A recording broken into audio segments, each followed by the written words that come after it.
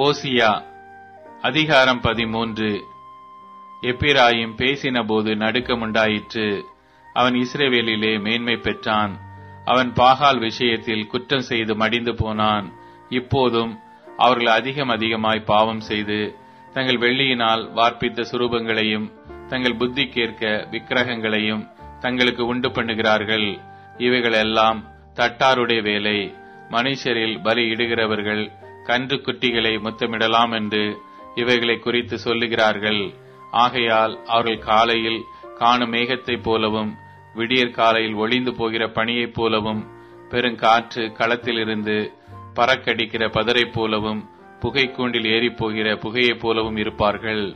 நான் உன்னை எகிப்து தேசத்திலிருந்து அழைத்து வந்தது முதல் உன் தேவனாகிய கர்த்தராயிருக்கிறேன். ஆகையால் நீ என்னை அன்றி வேறே தேவனை அறிய வேண்டாம். என்னை அன்றி இரட்சகர் ஒருவரும் இல்லை. நான் உன்னை மகா வறட்சியான தேசமாகிய வனாந்தரத்திலே அறிந்து கொண்டேன். தங்களுக்கு இருந்த மேய்ச்சலினால் திருப்தியானார்கள். திருப்தியான பின்பு அவர்கள் இருதயம் மேட்டிமையாயிற்று. அதனால் என்னை மறந்தார்கள். ஆகையால் நான் அவர்களுக்கு சிங்கத்தைப் போல் இருப்பேன், சிவிங்கியைப் போல் வழியருகே பதிவிருப்பேன்.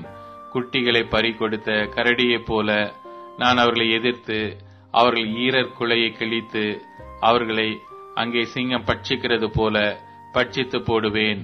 காட்டு மிருகங்கள் அவர்களை பீறி போடும். இஸ்ரவேலே, நீ உனக்கு கேடுண்டாக்கி கொண்டாய். ஆனாலும் என்னிடத்தில் உனக்கு சகாயம் உண்டு. எனக்கு ராஜாவையும் அதிபதிகளையும் ஏற்படுத்த வேண்டும் என்றாயே. இப்போதும் உன்னுடைய எல்லா பட்டணங்களிலும் உன்னை ரட்சிக்கும் ராஜா எங்கே?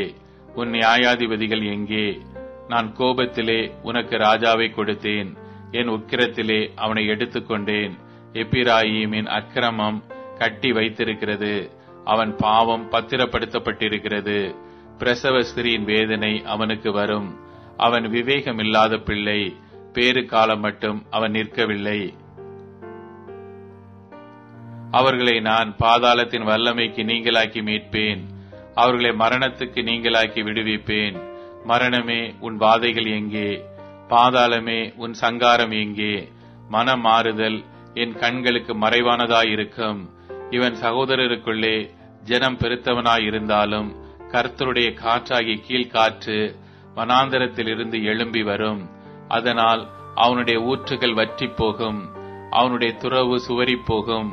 அது இச்சிக்கப்படத்தக்க சகல பதார்த்தங்களுள்ள உத்தம பதார்த்தங்களையும் வாரிக்கொண்டு போகும்.